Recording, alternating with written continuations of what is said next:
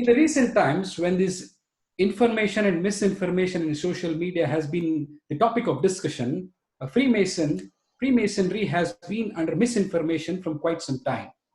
So in this humble attempt to clarify a lot of these misinformations, we thought we will have the authority himself, Most Worshipful Brother Arun Chintopanth, recipient of Order of Service to Masonry, past Grand Master of Grand Lodge of India, who would probably be the authority to speak on this topic.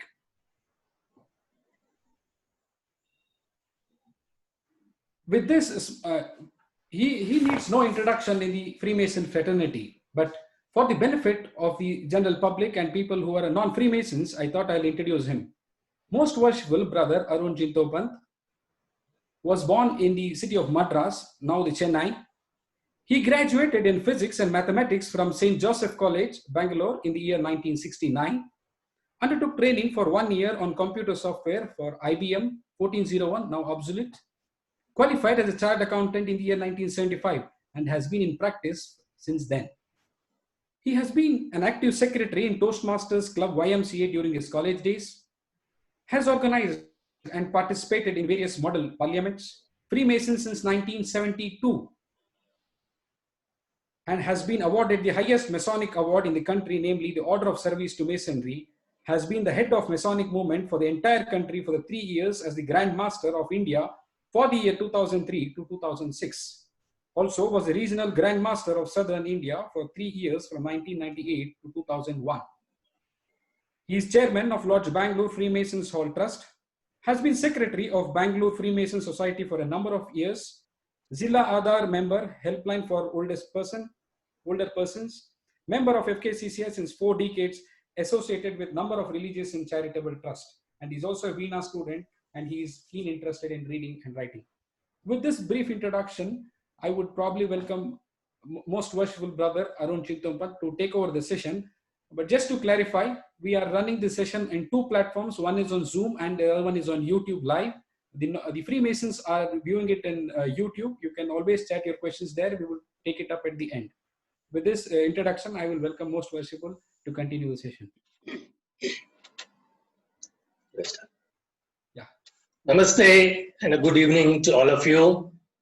Welcome to this expedition of discovering a great concept called Freemasonry. I must at the outset thank the Worshipful Master of Lodge Professionals and his team of officers for giving me the honor of leading this expedition, this voyage to discover the great concept called Freemasonry. At this stage, I understand that there are both Freemasons and non-Freemasons as participants in this voyage. So I would like to say that certain things which I may say may sound familiar or may sound a repetition also for the Freemasons. I crave their indulgence for this. My friends, in the 10th century, a man of learning by name Narayan Pandita, in his work called Hitobadesha, gave expression to a very profound thought when he said, and I quote, "Ayam nijah paro veti ganana lagu chetasam udara charitranam tu vasudeva kutumbakam." The meaning of this Subhashita is that there are 2 classes of people. One with a petty mind, who think of this as mine and that as his, who differentiate between each other on various counts. But there are this other class of people with exalted minds who believe that the whole world is one family, Vasudeva Kutumbakam. Of those who believed in this concept of Vasudeva Kutumbakam, in this doctrine of Vasudeva Kutumbakam, who practiced this doctrine of Vasudeva Kutumbakam and propagated this doctrine of Vasudeva Kutumbakam, is this concept called Freemasonry. Freemasonry has not only adopted this doctrine of Vasudeva Kutumbakam, but has also propagated and practiced the same. So much so that over the years, Freemasonry has become to be called the world's oldest secular fraternal societies. Now, for this Vasudeva Kutumbakam, the concept of Vasudeva Kutumbakam, or the doctrine of Vasudeva Kutumbakam, to become a reality, the world must change. The world has to change if Vasudeva Kutumbakam, or the universalism of the world as it is, can become a reality, can become actual. So the first job is to transform the world, change the world. Now, what is a world? A world consists of society, a society of individuals. It was Aristotle who first advocated the theory that man is a social animal. According to Aristotle, the person who is incapable of sharing a common life is either below or above humanity. He is either a beast or a god. If we go by Aristotle's definition of society, then every individual, every human being, the moment he is born, irrespective of his class, his creed, his nationality, his shape, his size, is a social animal. So all these individuals become a part of a society. A society is defined as a relationship between individuals determined by mutual awareness. Thus, when we say the world, we mean the society that consists in this world. Now, this society again has to be transformed if the world has to change. So, if the world has to change, society has to change. It also naturally follows that since society is only a group of, is constituted of individuals, the individuals have to change. So, tracing this, first the individual has to be transformed. The individual will transform his family, his community, and thus the society. And when the society is transformed, the world gets changed. The world becomes transformed, and then it is a fertile ground for Vasudeva Kutumbakam to flourish. So the first step is for the individual to be transformed. Does the individual, transformed individual, change society? I'll give you a very nice story on this. A man died and went to heaven. But what he saw there shocked him. It was a desolate place, like a big desert. Everything was dry. There was no foliage, no greenery, no water. It was absolutely dusty. There was no doubt a board which says, "Welcome to heaven, paradise." But the board itself was about 1,000,000 years old. It was full of dust. It was faded. And he saw people walking around and saw they were all emaciated, like skeletons, nothing in their face, no expressions. They were walking as if there was nothing in them. So he asked some of them, "Is this really heaven?" They said, "Yes, this is heaven." He said, "Have you heard of great people like Heraclitus, Socrates, Ramakrishna Paramahamsa, Gautama Buddha, Pythagoras?" They said, "Never heard of them." He was totally disillusioned, disgusted. He thought to himself, "Let me go and see how hell is." So he asked them, "Is there a way for me to go to hell?" They said, "There's a train going now. If you catch that train immediately, you will be able to go to hell." So he moved fast, went to the train, caught the train. And as he was traveling to hell, he was apprehensive. He thought to himself, if heaven is so bad, what could be the position in hell? How could hell be? But to his surprise, as the train approached hell, there was a cool breeze in the air. There was some music he could hear. Things suddenly started turning green, green pastures. There were flowers, there were lakes. He was quite shocked. And as he got down in hell, he saw it was such a beautiful place. It was like a paradise.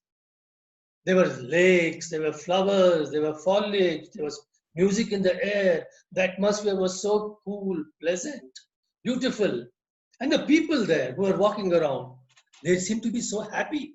They seemed to be healthy. So he saw some people going there. He caught hold of them and said, "Is this hell?" They said, "Yes, this is hell." He said, "Have you heard of great people like Socrates, Pythagoras, Ramakrishna Paramahamsa, Gautam Buddha, Lao Tzu?" They said, "Those are the people who have changed this place. Earlier, this place was rotten. It was desolate. It was stinking. But after these people have come, they have transformed the place. It has become a paradise." Just to tell you how individuals can really transform a place, transform society. With such individuals transform, a desert can become a valley of flowers. And such a place becomes a place, a fertile place for germinating this concept, this doctrine, this principle of Vasudeva Kutumbakam, or the universalism of the world. Now, how does Freemasonry go about it? I said Freemasonry believes, practices, propagates the concept of universalism of the world, of Vasudeva Kutumbakam. How does Freemasonry do this? First of all, Freemasonry tells us that we are all here not by accident, but by design. We are here not by accident, but by design. If we are here by design, whose design is it? Freemasonry says there is one common creator, a supreme being, a God, by whatever name you may call him, by whatever expression you may call him, but there is undoubtedly one great creator who has created all of us, who has, by whose design we are here in this world. Now, again, Freemason tells you call him by whatever name, whatever expression, but there is one common creator from whom we have all emerged. A question arises normally, is there a God at all? Is it mere imagination?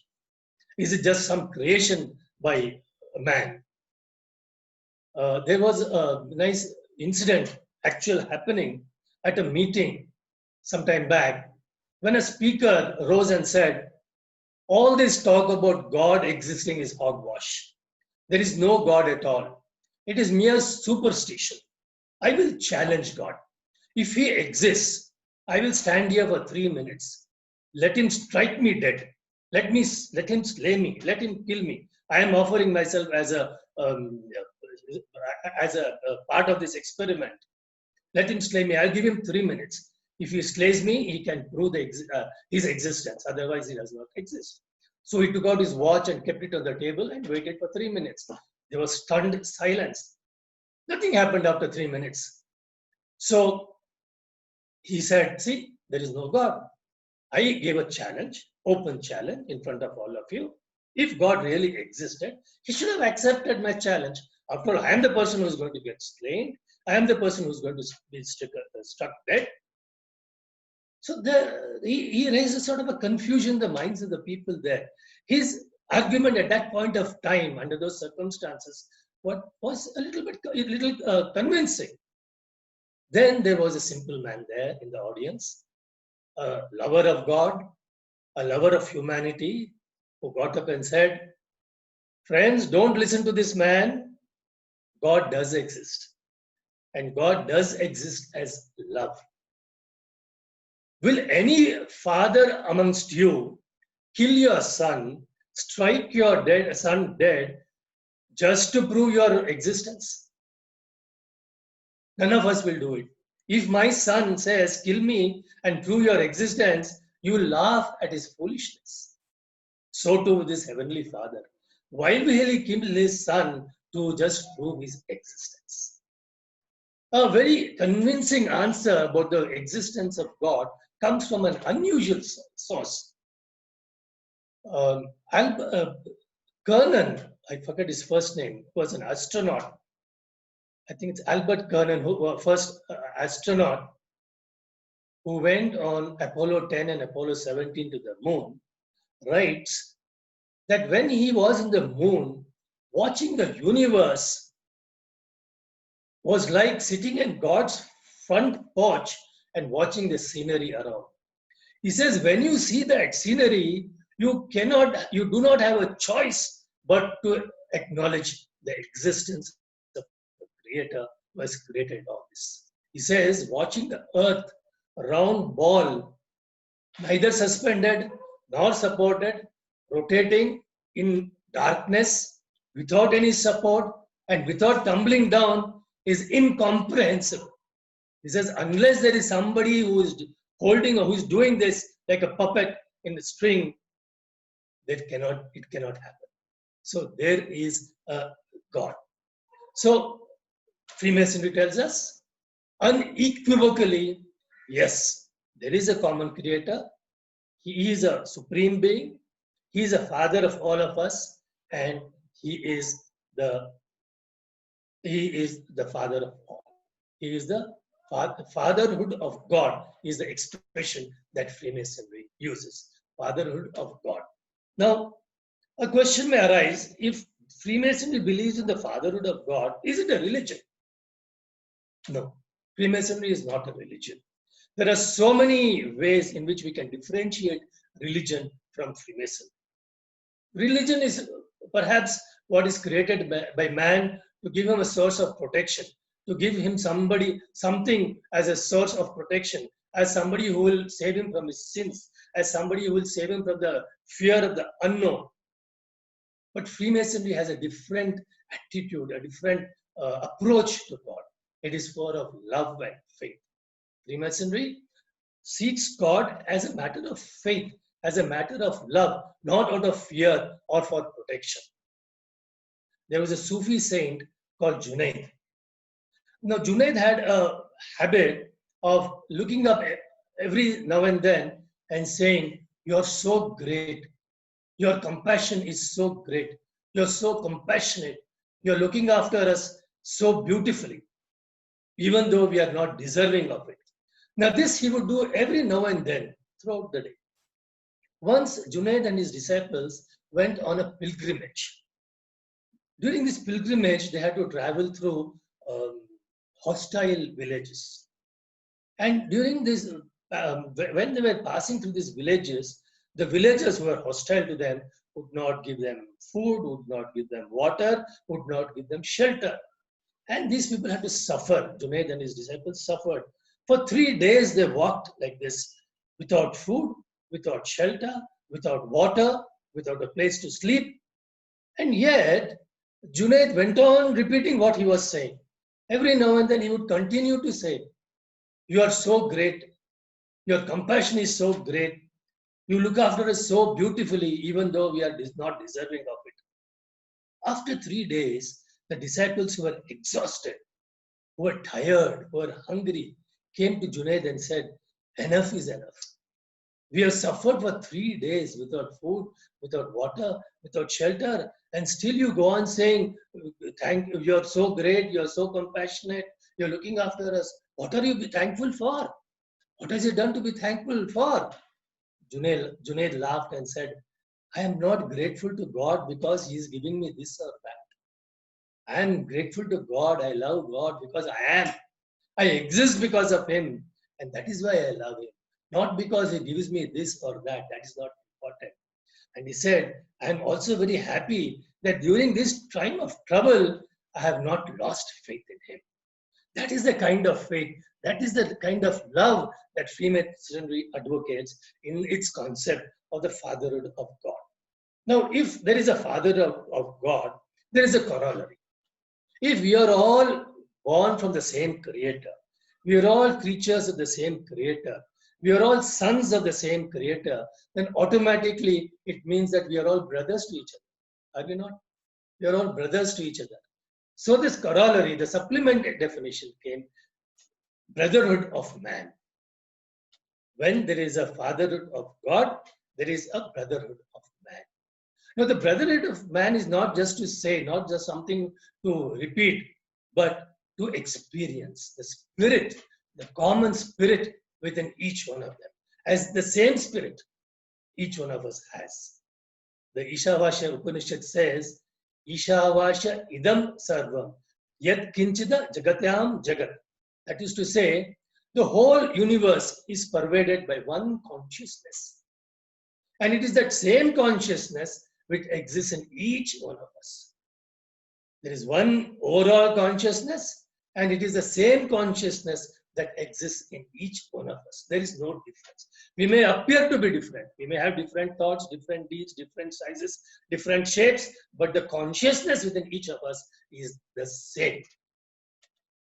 Like jewelry, you have gold jewelry, different sizes, different shapes, different designs, but the gold is the same. Like pots, earthen pots, pots can be of different sizes, shapes, colors, but the earth is the same. Similarly, the consciousness is the same. And this is to believe that the brotherhood of man means to believe that the consciousness in each one of us is the same, the spirit in each one of us is the same.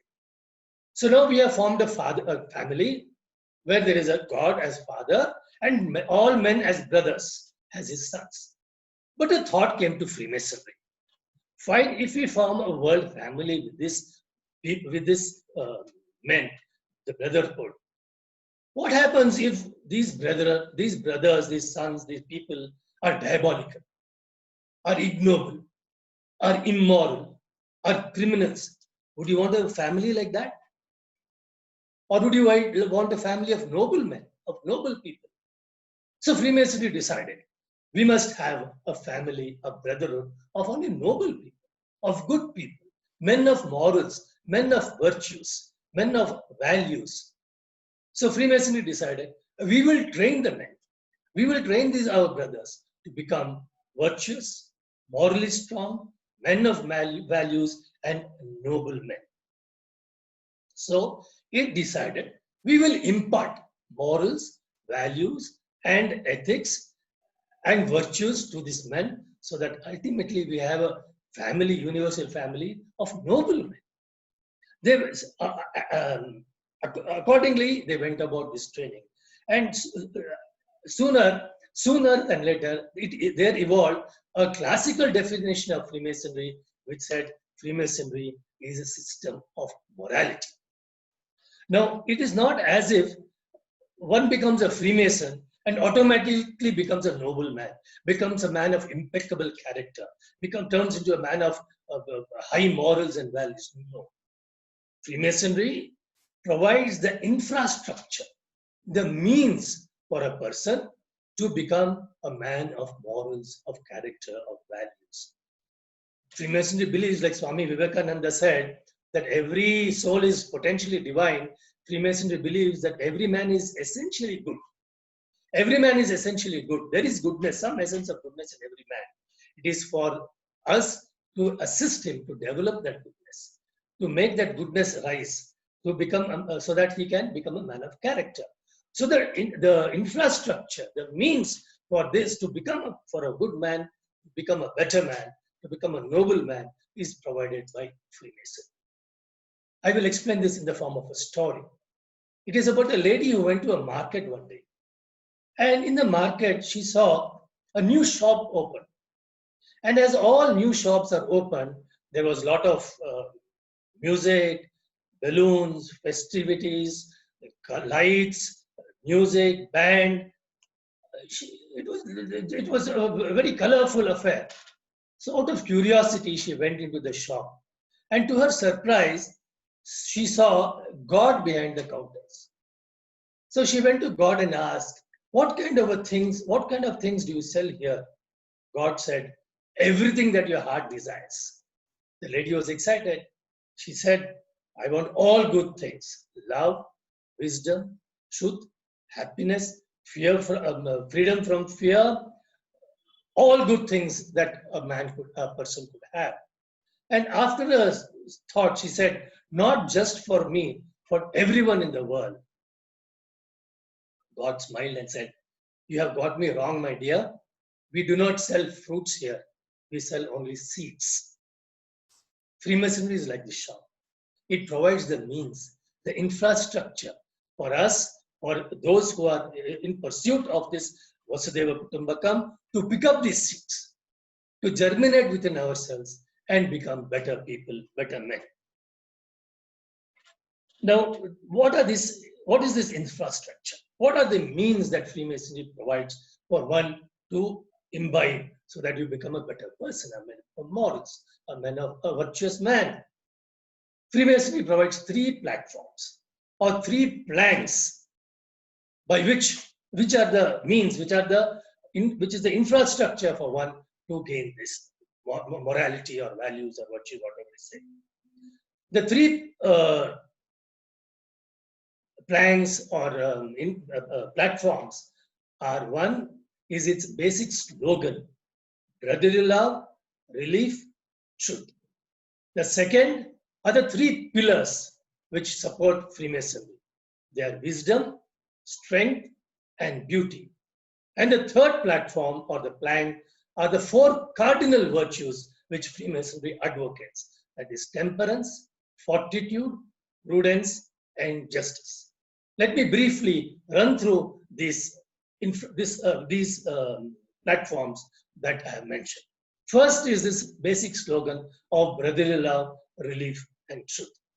Now, I mentioned about brotherhood of man, but just by calling each other brothers, you don't automatically get brotherhood. You cannot become brothers. My guru used to say that these days brothers meet more in court halls than at their homes. That is not, just to call one a brother is not enough. There must be a bond. There must be a bonding between two people to be real brothers. Now, for this bonding, you need an adhesive. What is the adhesive that Freemasonry gives us? What is this glue which Freemasonry gives us to bond together? Freemasonry gives us love. Love as the adhesive to bond. That is why it says brotherly love. Now, brotherly love, love is a very powerful adhesive, very strong adhesive. There was a man called Keshav Chandra. He was a man of logic. He never believed in God and sentiments and all that. He was a man of logic. And he hated Ramakrishna Paramahamsa because Ramakrishna Paramahamsa was a man of God, was a man of faith, was a man of sentiment. So once Keshav Chandra went to Ramakrishna Paramahamsa to argue that there is no God. So as soon as this Keshav Chandra went to Ramakrishna Paramahamsa spontaneously hugged him. This man was embarrassed. He did not know what to say. Then Ramakrishna Hamsa said, "What is this? You are missing human warmth and human love." The man extricated himself, Keshav Chandra, and said, "I want to say there is no God. God does not exist." Ramakrishna Hamsa said, "What a beautiful statement." He hugged him again. Then he said, "Have you found the answer to what you have said?" This Keshav Chandra said, "What is the answer you have given? You have just hugged me." He says, "That is the answer. There are certain things which cannot be answered. And when there cannot be answered, this is the way you address such a situation." He went on for some time. Within 10 minutes, Keshav Chandra was at the feet of Ramakrishna Paramahamsa. He said, "Sir, forgive me. You're a man of God. You're a man of love. You're a man of sentiment. I have never dreamed of a man who would not live in the mind, but can live in the heart." And he changed and he said, "Please take me as your disciple." Just to tell you how powerful love is. This is the concept of brotherly love which Freemasonry believes and advocates. A guru told his disciples once, "How can you tell that the night has ended and day begun?" So each disciple had an answer. One said, "When you look at a distance and see an animal and you're able to recognize whether it is a cow or a horse, then night has ended and day begun." Somebody said, "No, when you see a tree at a distance and you're able to recognize the tree, whether it's a neem tree or a mango tree, then night has ended and day begun." But the guru was not happy with any of these answers. They then said, "Why don't you give the answers?" The guru said, "When you look into the face of any man and recognize your brother in him, then night has ended and day has begun. Until then, no matter what time it is by the clock, it is always night." That is the concept of brotherly love. which Freemasonry advocates. The second part is relief. Now, relief, loosely translated, means charity. Now, let me clarify that Freemasonry is not a service organization. There are service organizations and service organizations, but Freemasonry is not a service organization. And yet, it uses relief as a method for self-transformation. It is a means of self-transformation, not as a service agency. Doing service to others may be incidental, but basically it is the concept, it is the idea of a self-transformation. Krishna in the Bhagavad Gita says, Kamesha, Krodesha, Rajoguna, Samudbhava. Kama means more greed. You want more and more and more and more and more. And you always think of yourself. You always think of yourself. You are submerged in yourself. Purandara Dasa in one of his kritis says, Nanu Nandu Enna Nargavalli Viddu. So we are always thinking of me, mine, and myself. Freemasonry brings this idea of charity to get out of this. To get out of this so that this Rajaguna is gone. To develop compassion. To develop empathy to a fellow human being. That is the concept of relief or charity. Yes, you may do charities, you may give donations, you may do service. That is incidental. What basically is to feel for others, to have compassion for others, to have empathy for others.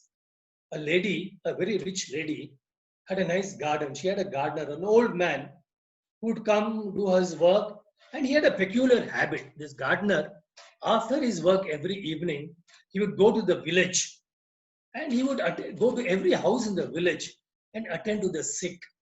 He would cook for them, he would give them medicines. If there are old people, he would help them the housework. He would always, without fail, he would go to every house and give some assistance or the other, be of some use to others. After some time, this old gardener died. And soon after, this lady was a rich lady. She was also of charitable disposition. She used to give charities to our deserving charities. She would never say no to a deserving cause. She would go give charities. After some time, this gardener died. And soon after, this old lady also died. She went to heaven. And in heaven, she saw that this gardener of hers, who had died earlier, occupying a more prestigious place, a higher place than her in heaven. She was a little upset. She said, why, I have done more charities. What could this gardener have done? How could this gardener get a better place, a better, higher rating than me in heaven? So she went to God and said, God, what is this? I have done so much charities. What could this gardener have done that he has a higher position that I have? God smiled and said, my dear, you had sympathy, but the gardener, he had empathy. So that is the difference. So empathy is a quality which Freemasonry is trying to impart by the concept of relief. The third part is truth. Brotherly love, relief, and now we come to truth. Gandhiji says that there is no difference between God and truth. Satyam Paramadhimahi. Truth is God. In the Bhagavad Gita, Krishna says the name of God is Sat. Truth is God himself. It is said that the distance between God and truth is the same as the distance between the material and the fabric and the cloth that we are wearing. That is the distance between truth and God. Truth and God are the same. Freemasonry tells us that truth is God. It is permanent. It is the same in the past. It is the same in the present. It is the same in the future. It is said that a court in Athens told Socrates, you stop talking about truth and we will release you. We will not put you to death. The answer that Socrates gave was beautiful. He said, that is my business. I will keep talking about truth. Just as I breathe, I will talk about truth. That is my business. So that is the concept of truth that Freemasonry advocates. Now, this is the first basic slogan of Freemasonry, which I have just briefly explained: brotherly love, relief, and truth. The next infrastructure or the plank that Freemasonry provides are the three pillars: wisdom, strength, and beauty. What is wisdom? Wisdom is defined as a state of being wise. Normally, we confuse knowledge for wisdom. Knowledge is something that can be acquired with experience, with books, with talking, everything. Knowledge is something that can be acquired, but we say wisdom dawns on us. It comes from within. Perhaps knowledge is just the necessary qualification, the necessary infrastructure, a landing place where, or the screen on which wisdom can dawn on us. There's a very nice story I want to share with you. It is about a man who had a beautiful garden, a lot of fruits in the garden. And every day there used to be a hummingbird, a small hummingbird. You have seen a hummingbird, it's a very small bird, which used to come and peck at all his fruits. So one day he planned and trapped that bird. He trapped the bird and caught it and put it in a cage. The bird spoke to him. It said, "If you release me, I will give you 3 sayings which will make you a very wise man." The man was tempted. He was a good man. So he let the bird fly. He let it go. He let it free. So bird flew for a distance and said, "I will give you 3 wise sayings. First, do not regret the irrevocable. Do not regret the irrevocable. Second, do not believe the impossible. Do not believe the impossible. And the third, do not seek the unattainable. Do not seek the unattainable." Then the bird laughed and taunted him. He said, "If you had not released me, you would have found a pearl the size of a lemon in my stomach, which would have made you so rich, richest man." The man was furious that he had released the bird. So he went after the bird. The bird climbed up a tree, flew up a tree. The man started climbing the tree. As the man climbed, the bird went on the higher branch and higher branch. The man kept climbing up. The bird also kept flying up. Finally, at the last branch, the bird sat, the man went, the branch broke. The man fell down on the ground and suffered bruises. The bird came down and laughed at him and said, "I gave you 3 wise sayings and you forgot it so soon. I said, do not regret the irrevocable. Once you released me, you regretted. And you regretted it immediately.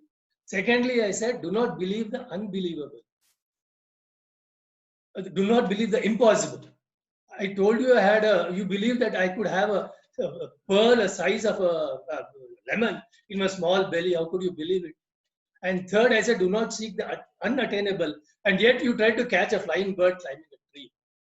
You are a foolish man. Wisdom is for the wise. Just to tell you, wisdom dawns on us. Wisdom is not knowledge. It is something that dawns on us once we develop a knowledge of base for it. The second pillar is strength. Now, there are 3 kinds of strength: physical strength, intellectual strength, and emotional strength. But Freemasonry is not talking of any of these strengths. Freemasonry is talking of a different kind of a strength that comes out of courage of conviction. A courage of conviction. When one has conviction, then there is courage. Then there is strength. It must be courage of conviction. That is what Freemasonry speaks about strength. And the Upanishads go a step ahead and says, strength is God itself. Abhayam vai Brahma, it says. Strength that is courage of conviction is God himself. It is said that when Diogenes, the Greek philosopher, was captured and taken to a slave market to be sold, he jumped up the auction platform and shouted at the people there, "Here is a master come to be sold. Is there a slave amongst you willing to purchase him?" He had that courage of conviction that he was a master and the others were slaves. The last point is beauty. Last pillar is beauty. Now, why is beauty a part of this? Does it mean that we want a family of all beautiful people, a world family of Vasudeva Kutumbakam of only beautiful people? No, that is not. Beauty can be of 2 types. One is the physical, the external beauty, which is visible.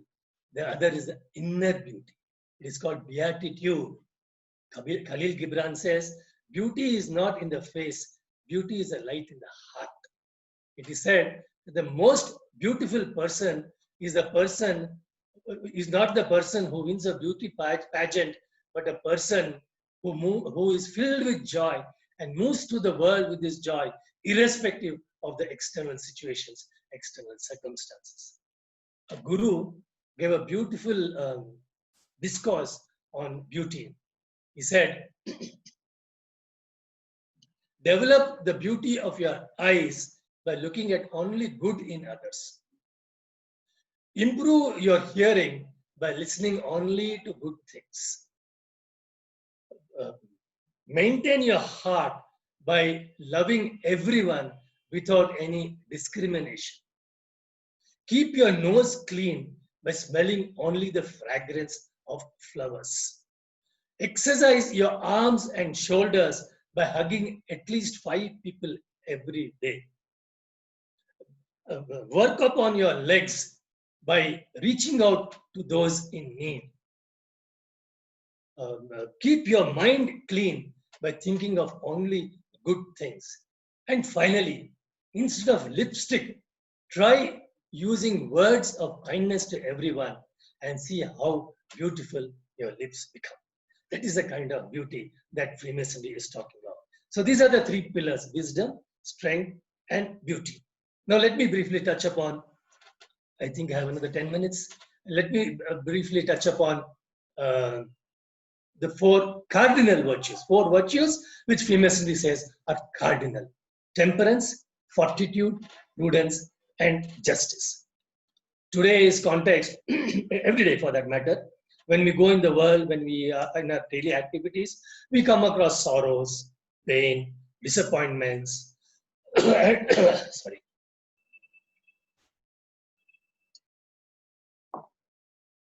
And we react to such situations in a manner which we feel are right at that point of time. But what is the right way to react? The right way to react is in the manner where you have temperance. You must have an attitude of temperance to react to such situations. Temperance means moderation. Moderation in thought, in action, and in feeling. Now, temperance has 2 constituents. One is equanimity and the other is contentment. Both complement each other. One cannot live with the other. If you have equanimity, you can be content. And if you are content, you will have equanimity. Equanimity is accepting everything, having a still mind. Sthita prajna, says Krishna in the Gita. That is the state of mind. Mind is otherwise mad. It keeps on going. So here, hither and thither. So you must keep the mind in a state of sthita prajna. That is equanimity. Otherwise, in fact, he gives an example. He says, sukha dukha samay kritva, sukha dukha kame samay kritva, labha labho jaya jayo. 3 states, 3 pairs he gives: sukha dukha, in joy and sorrow. Labha labho, victory, gain or loss, victory or defeat. In these 3 pairs of situations, have samay kritva, have a stable mind. Then you will. That is being temperate. That is having equanimity. Beautiful example I'll give you of Saint Eknath Ji. Eknath Ji was a man of equanimity. He had the reputation of never getting angry. He would never get angry at all. So there were his detractors in the town who wanted to at least once see him get angry. So you have such people also in society. So they engaged a hooligan, a vagabond, and said, we will give you a lot of money. You do something to make this man angry once. Eknath Ji had the habit of every day going to the river and bathing before he went to the temple. One day he went to the river, bathed and came out. This vagabond was standing at the steps of the river. When Eknath Ji came, he spat on him. Eknath Ji did not say anything. He turned around, went again into the river, had a dip, came up. The man again spat on him. Again, second time Eknath Ji went, had a dip, came back. The third time he spat on him. He went in, came, it is went on happening, fourth time, fifth time, sixth time. The man would not give up spitting on Eknathji, and Eknathji would not get angry. This happened so many times, and after 107 times, the man fell at Eknath's. He said, "Sir, I am sorry. Please forgive me. I did this for the lure of money. Somebody said, I'll give you money, you do this. I'm a poor fellow, I did this, and I'm so sorry that I have done it. Please forgive me." Eknathji smiled and said, "What is there for me to forgive you? Because of you, I had the privilege today of bathing in this holy river for 108 times. If it wasn't for you, I would not have this punya at all. I would not have been able to bathe in this river for 108 times." That was the concept. That was the equanimity with which Eknathji lived. The second part is contentment. Contentment, again, I said, it's very difficult. The more we have, the more we want. Everything we want more. Mullah Nasruddin was once crying in his house, and his neighbor Abdullah went and saw him crying. So he said, "Mullah, why are you crying?"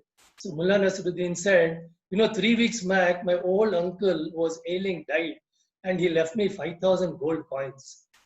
So Abdullah said, "After all, he's an old man, yeah, it's okay. Anyway, given you something, 5,000 gold coins is not a small amount. You must be, forget it, it's okay, console yourself." But Mullah continued to cry. Now Abdullah said, "Why are you still crying?" And Mullah said, "No, 2 weeks back, my second uncle died, and he left me 10,000 gold coins." This man said, "Okay, it's all right, yeah, so you got another 10,000 coins, forget it, don't cry." But Mullah continued to cry. And this man Abdullah said, "Why are you still crying?" He said, "A week back, my third uncle died, and he's left me 15,000 gold coins." So Abdullah said, "Now you must be happy or become a rich man. Why are you still crying? Console yourself, forget it. You're a rich man now, let's celebrate." But Mullah kept on crying. So Abdullah said, "Why are you still crying?" Mullah said, "I'm crying because I don't have any more uncles left to die." Just to tell you that the more we have, the more we want. That is a lack of contentment, and we need to have contentment. That is the third thing. That is the temperance part of it. Now, what is fortitude? Fortitude is physical and moral courage. Fortitude is actually, I will define fortitude as physical plus moral courage plus faith minus ego. This is fortitude. To face situations with a faith in Him. Whatever the faith. There was a very nice example of a man, a businessman, who had a very flourishing business, who went on a holiday. And when he came back, he saw his shop, his house, his gods, all burnt to ashes. What did he do? How did he react? He did not cry. He did not blame God. He did not get into a depression. He put up a board there. Shop burnt, house burnt, goods burnt, but faith not burnt. We'll be back in business tomorrow. That is fortitude. That is the concept of faith, physical and moral courage plus faith minus the ego. That is very important. The third cardinal virtue is prudence. What is prudence? Prudence is the right reason, the right intelligence put into practice. At a given time, we must react with a proper reasoning, proper intelligence. Otherwise, the outcome will be adverse to us. A burglar went into a shoe shop and he stole the cash box. But he was caught because he sat down there after stealing the cash box. He sat down there to try on some shoes for himself. That is a lack of prudence. Prudence is intelligence to be circumspect, to think of the right reaction is prudence. The last point is justice. Of course, all of you know what justice is, but justice does not mean that it is to be restricted to courts and judges. Justice is for all of us in everyday life. Justice, simply put, means to be fair, to deal fairly in every situation. to be fair to others, to be fair to ourselves, in fact. That is what justice, the concept of justice is Freemasonry. I do not have much time, but I will refer to you to a story by Munshi Premchand. The original is in Hindi, but there is an English translation. The title of the story is Panch Parmeshwar. It's a beautiful story, very touching story on the concept of justice. In fact, the essence of the story is justice as God itself.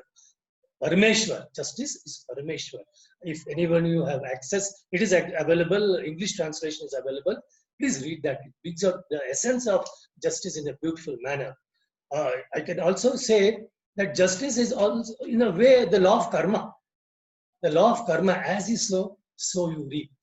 That is the law of karma which justice is. Now, I am running short of time. I'll run through the rest of what I have to say. I have discussed the infrastructure, the means with which Freemasonry trains its members, trains those who want to be part of this Vasudhaiva Kutumbakam, to be this brotherhood of noble people. Now, how does this, the means I have given you, the infrastructure I have given, how is it imbibed? How is it communicated? Is there a list of do's and don'ts? Are there lectures? Are there classes? No. Freemasonry does this by a technique of rituals. Freemasonry has dramatized the whole thing in the form of rituals. There is no teacher and a taught. Everybody is a participant in this ritual, and every time the ritual, it's a dramatized ritual, and every time the ritual is gone through, the impact is so much more on all who are participating in the ritual. Like I said, there is no teacher and the taught, there is no lecturer and a student, or a lecturer and a listener. Everybody is a participant in this ritual. Now, there will be a question of how did Freemasonry come? Or what is the origin of Freemasonry? Die-hard Freemason would like to believe that Freemasonry originated with King Solomon. And these rituals that we practiced are incidents based on the construction of King Solomon's temple. But any attempt to trace the origin of Freemasonry would be only conjectures, would be only guesswork. Perhaps the best way to put it across is to say that Freemasonry started perhaps during the Middle Ages in Europe, when there was a lot of construction activity. A lot of palaces, buildings, chapels, castles were being built, and there were a lot of masons, operative masons, who were actually involved in building in this construction work. Now, these people were working during the day, the men, and after the work in the evenings, they had free time. They would gossip. They had no television or cinema those days, so they would engage themselves in gossip or using that time for anything else. The wise among them saw this as an opportunity, saw them as a captive audience, as a captive class to impart finer things of life, impart morality, spirituality. So they started using this opportunity to guide these people, these operative masons, into a moral, into a better life, into a noble life. Now, they had no educational aids those days. They did not have computers or whatever it is available, books for that matter. So they used their own instruments. Their own instruments which they used for construction were used as symbols for them to be used as guides to impart these morals and values. For example, they had the 24-inch gauge for measurement. They said that 24-inch gauge represents the concept of 24 hours of the day, part to be spent in prayer to Almighty God, part in labor and refreshment, and part in helping a friend or a person in need. There was a square. They said the square represents morality. Then they had a chisel. They said the chisel represents force of conscience. And all these instruments were symbolized, were used as symbols to teach. And let me tell you that even today, Freemasons use these instruments, these very tools, to impart the same lessons that operative masons used in those days. Now, these people had, what happened was the construction activity started getting reduced. These people started reduced, but the interest grew among those who were not operative masons. The people who were not operative masons, outside world, they saw this as a very good inspirational thing. So they started joining. And eventually they became more than the operative Masons. So these Masons became Freemasons because it was now freely available, not just operative Masons, but to everybody else. Now, after the construction activities declined, after these constructions were over, they had no place to gather. So they would gather in boarding houses or lodges, and hence the expression lodge came to be, being to identify the place or identify the group which would meet as Freemasons. Can I take another 5 minutes? Now, somewhere down the line, Freemasonry got the label of being a secret society, society of secrets. Let me assure you, particularly the non-Freemasons who are part of this program, that Freemasonry is certainly not a secret organization. A secret organization is where the members are secret, are not known, the place of meeting is not known, what they do is not known. But here, Freemasons are proud to call themselves Freemasons. The Freemasons directory is available to identify Freemasons. And if you go to any town and look up the telephone directory for a Freemasons hall or a Freemasons lodge, the address and telephone numbers are all listed. So Freemasonry is not a secret organization. But there are certain secrets that Freemasons have. I told you about the rituals. Now the rituals are not shared with everybody. They are kept a secret because Freemasonry deals with the mystic. And for mysticism to be effective, there must be a sense of curiosity. And a sense of curiosity can be aroused only when there is secrecy about it. That is all about secrecy in Freemasonry. To see that this mysticism, this idea of curiosity is brought out. That it is not a secret society. Now, how are people made Freemasons? Like I said, since it's a mystical society, it is not just straightforward admission. It is an initiation. It is an initiation into our order. Freemasonry is a fraternity. It is an order. So you need to be initiated into this order by way of ritual, which is exclusively developed for Freemasonry.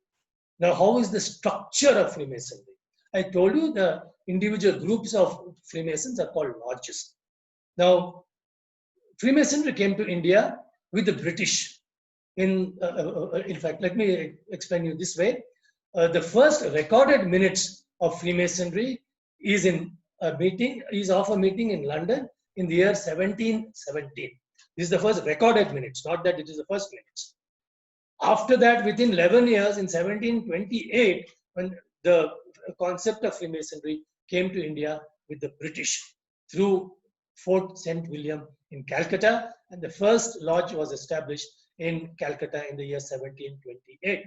And thereafter, Freemasonry came with the Dutch, the Irish, and the Scottish, and each one of them had their own groups of Freemasons practicing under their tutelar heads. After 1947, when after our independence, when there was a spirit of nationalism going on, it was felt that India should have a sovereign Masonic body of its own. And the Grand Lodge of India was formed in the year 1961 to administer and to gather all Freemasons under its head. Now, the Grand Lodge of India is the head body, chief body administering Freemasonry in India. It has one chief called the Grand Master, which is an elected office for 3 years. Now, for administrative purposes, the Grand Lodge of India is divided into 4 parts, 4 regions: North, South, East, and West. Each region has a regional Grand Master to administer the respective regions. This regional Grand Master is appointed by the Grand Master. Now, under each region are these individual lodges, which are the basic structure, basic point of meeting of Freemasons. It is like equivalent to a club. You can call a Rotary Club or a Lions Club. We call it lodges. That is all there is difference. Now, each lodge is governed by a leader who is called a worshipful master. This worshipful master is also an elected person. He is elected for 1 year. Now, this is the structure of Freemasonry. I think I have taken you enough into this voyage of discovering Freemasonry. I will just conclude with one small story. which is a very popular story among Freemasons and brings out the ethos of Freemasonry. It is about a young man who was walking on the road, and he saw a money lender shop, a pawnbroker shop. And in the show window, he saw a Masonic symbol. He went in and he said, "You know, I am a Freemason and I am in need of £5 urgently. I see that you are also a Freemason. So can you give me £5 on the basis of the fact that both of us are Freemasons? I will return it to you within a week." The moneylender looked at this young man. He seemed to be respectable. And he said, "Let me try." So he said he gave this man £5 on the assumption, on the strength that he was a Freemason and that he would return it within a week. And sure enough, within a week, this young man came and returned the £5 to the moneylender and went away. After some time, at one of the lodge meetings in that town, this young man was being initiated into Freemason, which means that when he came to the moneylender shop, he was not a Freemason. After his initiation, after the procedures, after the meeting, he was looking around, and to his shock, he saw the moneylender sitting there. So after the meeting, when everybody dispersed, he tried to run away from the embarrassment of meeting this moneylender. But the moneylender pursued him. He came after him and caught him. He said, "Good evening. How are you?" The young man was totally embarrassed. He says, "Sir, please forgive me. I have to apologize because when I came to your shop and asked for that £5 loan, I was not a Freemason. But I had heard that Freemasons help each other. Freemasons help others. So I wanted to put this principle to test. So I asked you, I saw that symbol in your shop. So I knew you were a Freemason. So I asked you, I wanted to test you. I said, will you give me a £5 loan on the strength that I am a Freemason?" And you readily agreed. So I was convinced that yes, Freemasons are of a helpful nature, are those who help each other. So I immediately said, I must also become a Freemason. And I got initiated today. I became a member of this lodge. And please excuse me, I'm very sorry for having lied to you. The moneylender said, don't apologize, because I also have an apology to make. Because when you came to my shop, I myself was not a Freemason. But I had also heard that Freemasons were men of morals, of virtues, of spiritual background. So I thought, let me put this principle to test. So I gave you the £5 on the strength that you are a Freemason. And when you returned the £5 within a week, as you had promised, I realized that yes, what I had heard of Freemasonry was true. And I also decided to become a Freemason. I was initiated, I became a Freemason only at the last meeting. My friends, this is what Freemasonry is about. I hope you have discovered at least a part of Freemasonry. I'm extremely thankful to you to have joined me in this voyage of discovering Freemasonry. Thank you very much. Thank you, most worshipful Arun Chintopanth. Now I'll request worshipful Brother Raghavendra Prasad to moderate the session with the question and answer.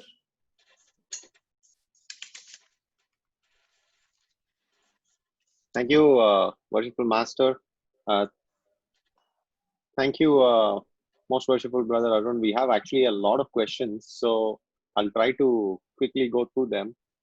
The first question is, what distinguishes Freemasonry from other groups like Rotary Club or Lions Club in terms of objectives and purpose? See, basically, the very objective of these institutions are different.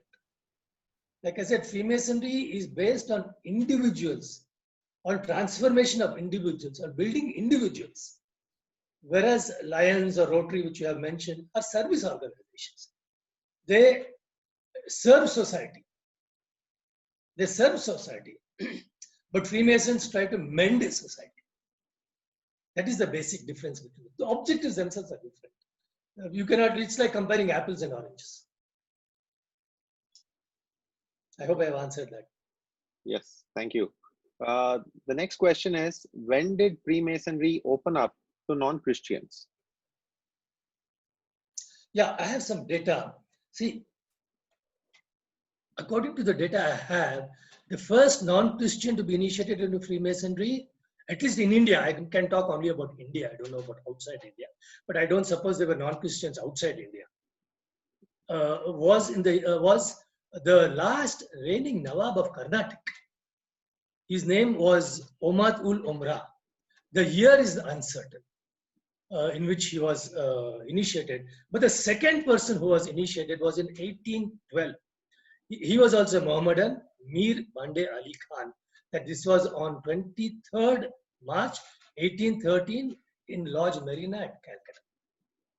So that is the earliest recorded date when non-Christians were initiated. Then we have a lot of questions actually about or multiple questions. I'll try to summarize all of them. They're about who is a fit person to become a Freemason. Is that the question? Yeah. Sorry? That's it. Yeah. Okay. Well, basically, I have told you what Freemasonry is about. So you must gauge for yourself whether a person whom I know is fit to be a Freemason. Who definitely, like I said, everybody has an essence of goodness in him. But will he be able to imbibe the teachings of Freemasonry to become a better man? Does he have the seriousness in him to imbibe these qualities? Like I said, it is individual transformation. If a person is looking to serve society, only to serve society, then maybe he has better options. But if one is looking to develop himself so that he can, like I said, mend society, make society better, then Freemasonry is the right thing. So it is for a person for one to be circumspect, to make a lot of inquiries, to think deeply before deciding whether another person is fit to be a Freemason. There cannot be a general parameter as such. But what I forgot to mention in my talk was that any male of 21 years can be a Freemason. Okay. And there's also a question as to how to motivate a person to become a Freemason. Is it, should Freemasons go around motivating people? Is that to become a Freemason? Is that something that we are asked to do or allowed to do? Basically, I don't think we should motivate people. You see, we should be an example to people in the outside world who would say, where did this man become such a good man? I must also become like this. So he will come and ask, where did you learn to be such a man? How did you learn all these things? That is our behavior, of Freemason's behavior should motivate somebody, not by canvassing. What I'm trying to say is you don't canvass and say, why don't you become a Freemason? We must show by examples. And that is when we motivate others to become Freemasons. When I saw my father, exemplary character, I said, I must also become somebody like him. So I said, I was motivated to become a Freemason. It's something like that. Okay. Thank you. We have another question, which is, who is a Mason, and in the present situation, what is our responsibility towards society?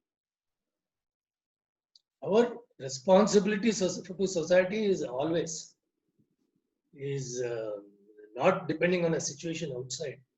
Irrespective of situation outside, our responsibility to society remains. We have to mend society. That is our job. Mend ourselves and mend society, irrespective of present situation, past situation, future situation. Situations keep changing, but our objective will not change. Thank you. We have a few questions on charity and Freemasonry. What is the importance of charity in Freemasonry, and do you believe charity delayed is charity denied?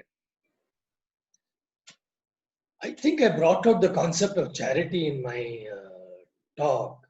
That charity, the concept of Freemasonry is not just serving others. It has much wider amplitude. It is more of charity of thought, charity of word, and then charity of deed. You must be first charitable in your attitude to others, in your thinking of others.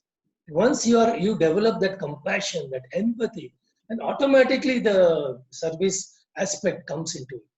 You cannot deny yourself that aspect of service, being service oriented. Once the concept of compassion and empathy comes into you, you don't even have to wait for people to ask. Once you have compassion and empathy, the service angle is spontaneous. It comes within you. There is no, again, motivation required for this. There need not be any letter of solicitation for charities. A Freemason must spontaneously give because he is built inwards or in a state to be in a state of compassion and empathy.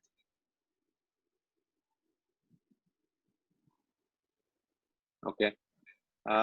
Then we have a few questions from Freemasons who are for both. There are actually more than 150 viewers on YouTube who are asking some questions live. And one question is, how do you create a charity culture in the lodge as an institution? How do we evaluate charity integration across the lodge as an institution? I think I have basically answered this question. You want me to say something more? I think we can do this. No, I think you have answered that. Then there are some questions about the future of Freemasonry in India and how to make it more relevant. So what is your thoughts on Freemasonry in India and how to make it more relevant? I think we are quite incompetent to make it relevant as such because we are too small. Freemasonry has existed from centuries. From centuries, we also believe from King Solomon's time. It has gone through so many of vicissitudes, so many different cultures, so many different ages. It has survived. I don't see any reason why it cannot survive the present age. There is no question of making it relevant. It is relevant at every age. Maybe some changes here and there, cosmetic changes need to make, like coming on the computer like this. But the basic essence of Freemasonry, the basic concept of Freemasonry will remain the same forever. So long as man exists, Freemasonry will exist. We have one more question on the importance of the perfection in rituals. How important is it in Freemasonry, and what should be the priority ascribed to it within our institution in the future? Like I mentioned, the ritual is the technique by which these things are imparted. If you don't have the ritual, you don't impart any of these things. So perfection of ritual is definitely essential. It is a technique. It is a technique with which we impart these things. If you go to a school and say, why is the teacher writing on the blackboard? Why don't we do away with it? It is a technique with which the teacher teaches his taught. That is, ritual is a technique by which we teach our people these points which I have mentioned. So you need a technique, and you need to be good in that technique. You cannot be haphazard.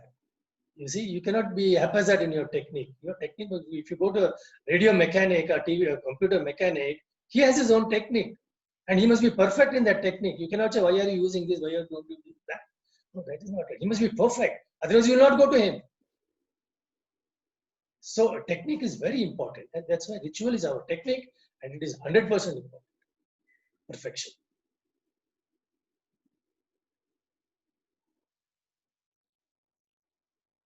There, we have one one last question. There are many apprehensions and conspiracy theories on Freemasonry, which is something sometimes makes Freemasonry also very curious to non-Freemasons. How should we address those conspiracy theories? What should we tell non-Freemasons about these? To ignore them. Just to ignore them. See, anything good will have adversaries. We'll have people who create issues, who like to say something different. It happens to every good cause, every good cause it happens. Just ignore it. Just ignore it. That is what I would like to do to the Freemasons. Just ignore it. Don't give it any importance. You stick to your principles. That's it.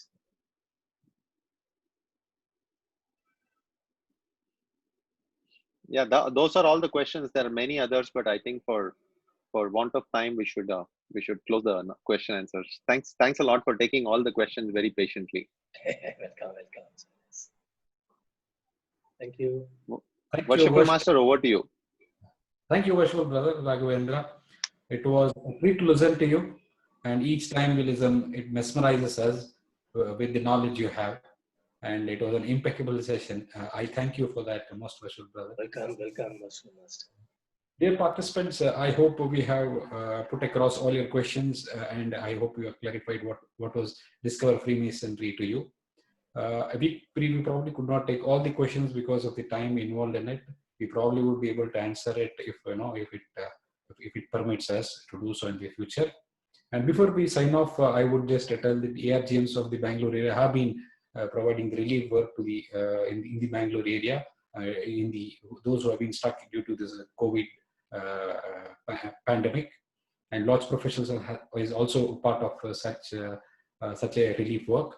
And those who would wish to contribute can also contribute to this, generously to such charity. With this, I conclude this session. I thank you for joining and wish you a very happy weekend, and do stay safe. Thank you.